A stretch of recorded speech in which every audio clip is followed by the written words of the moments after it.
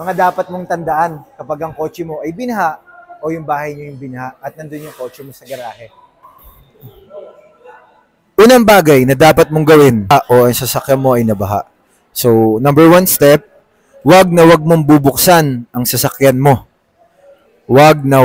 Paalala po namin na wag niyong bubuksan yung sasakyan kapag galing ito sa baha dahil mas madami pa po ang posibleng masira kapag ito'y pinilit natin buksan. Pangalawang bagay na pinaka-the best po natin gawin, tumawag po agad sa ating insurance company o sa insurance provider para mas masabihan nyo yung details at mas steps kapag magkiklaim na tayo ng insurance kapag naging flooded yung unit natin. Pangatlo at pinaka-importanting bagay na dapat nating isipin na mas mahalaga pa din yung buhay kaysa sa anumang gamit. So, iligtas muna natin yung sarili natin bago yung sasakyan. Ayun ang pinaka-importante. So, at kung gusto mo naman na mas safe o mas makakapassage ka sa baha, itong ino-offer ko, Triton GLX Automatic na 2026 starts at 58,000 down payment lang at 30,000 lang ang monthly amortization. So, kung interesado ka, i-message mo lang ako.